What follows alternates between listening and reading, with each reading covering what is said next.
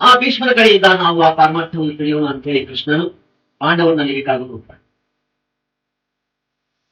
ಕರೆದು ಹೋಗಿ ಯಾರಿಗೆ ಎಲ್ಲರೂ ಅವನಲ್ಲಿ ನಮಸ್ಕಾರ ಮಾಡಿ ನಮ್ಮ ತಪ್ಪನ್ನು ಕ್ಷಮಿಸ್ರಿ, ಈಗ ನಾವು ಬಂದಿರುವ ವಿಚಾರ ಇಂತ ನೀನು ನಮಗೆ ಬೋಧನೆ ಮಾಡಬೇಕು. ಆಗ ಭೀಷ್ಮ ಏನಂತಾನೆ, ಪ್ರತ್ಯಕ್ಷ ಪರಮಾತ್ಮನೇ ನಿಮ್ಮ ಸಮೀಪದಲ್ಲಿ ಇರುವಾಗ ನನ್ನಲ್ಲಿ ಇಂತಹ ಬೋಧೆ ಕೇಳಬೇಕಂದ್ರೆ ಇದು ಆಶ್ಚರ್ಯ. ಆಗ ಕೃಷ್ಣ ಏನಂತಾನೆ, ಹತ್ತಿರ ಸಮೀಪವಾಗಿ ಇದ್ದಷ್ಟು ಸದರ ಹೆಚ್ಚು. ನಾನು ಪರಮಾತ್ಮನೇ ಇರಬಹುದು ಅಥವಾ ಜ್ಞಾನಿಯೇ ಇರಬಹುದು, ಸಮೀಪದಲ್ಲಿ ಇದ್ದರೆ ಅದು ಉದಾಸೀನವೇ.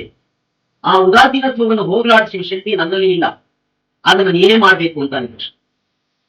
ಆಗ ಭೀಷ್ಮ ಏನಂತಾನೆ, ನಿನ್ನ ಆಜ್ಞಾನುಸಾರವಾಗಿ ಜೀವನವನ್ನೆಲ್ಲ ನಾನು ನಡೆಸಿದವನು, ಇದು ಆಗೈರು ಕ್ಷಣ ನೀನು ನನ್ನ ಎದುರಿಗೆ ನಿಂತು ಹೇಳ್ತಾ ಇದ್ದಿ, ನಿನ್ನ ಆಜ್ಞೆಯನ್ನು ಅನುಸರಣೆ ಮಾಡಿದ್ರೆ ನನಗೆ ಮೋಕ್ಷ ಪ್ರಾಪ್ತಿ ಆಗುವುದರಲ್ಲಿ ಸಂಶಯ ಇದೆ. ಹಾಗೆ ಆದ್ರೆ ಏನಂತಾನೆ, ಸಹಸ್ರನಾಮ ವಿಷ್ಣು ಸಹಸ್ರನಾಮವನ್ನ ಆ ಪಾಂಡವರಿಗೆ ಬೋಧಿಸ್ತಾನೆ. ಈಗಲೂ ನಮ್ಮ ಹಸ್ತದಲ್ಲಿ ನಮ್ಮ ಕಣ್ಣೆದುರಿಗೆ ವಿಷ್ಣು ಸಹಸ್ರನಾಮದ ಗ್ರಂಥಗಳಿದೆ, ಅನೇಕರು ಅದನ್ನ ಪಠನೆ ಮಾಡ್ತಾರೆ. ಯಾರು ಪಠನೆ ಮಾಡ್ತಾರೆ ಅಂದ್ರೆ ಇದು ಈ ಕ್ಯಾಸೆಟ್ ಇರ್ತಾವಲ್ಲ ಹಾಗೆ ನಾವು ಹೇಳಿದಾಗ ಹೇಳ್ತೇವೆ, ಆದ್ರೆ ಅದ್ರ ಸಾರವೇನು, ಅದರಿಂದ ಉಪಯೋಗವೇನು ಆ ಕ್ಯಾಸೆಟ್ಗೆ ಗೊತ್ತಿದೆ. ಗ್ರಾಮಫೋನ್ ಹೇಳ್ದಂಗೆ, ರೇಡಿಯೋ ಹೇಳ್ದಂಗೆ ಹೇಳು. ಬೆಳಗ್ಗೆ ಎದ್ದೊಡದೆ ನೀವೆಲ್ಲ ಏನ್ ಮಾಡ್ತೀರಾ, ಸುಪ್ರಭಾತ ಕ್ಯಾಸೆಟ್ ಹಾಕ್ಬಿಡ್ತೀರ. ಹಾಕ್ಬಿಟ್ಟು ಆಮೇಲೆ ಏನ್ ಮಾಡೋದು, ಆ ಕ್ಯಾಸೆಟ್ ನಡೀತಿರ್ತದ, ನೀನು ಯಾರ್ಯಾರೆಲ್ಲೋ ಮಾತಾಡ್ತಾ ಕೂತಿರ್ತಿ, ವ್ಯಾಪಾರ ಮಾಡ್ತಿರ್ತಿ, ಪ್ರಪಂಚದ ವ್ಯವಹಾರಗಳನ್ನು ನಡೆಸ್ತಿರ್ತಿ. ಆ ಕ್ಯಾಸೆಟ್ ಏನು, ಎದ್ದೇಳಪ್ಪ ಪರಮಾತ್ಮನ ನಾಮಸ್ಮರಣೆ ಮಾಡುವಂತ ಅಂತಲೇ ಇರು.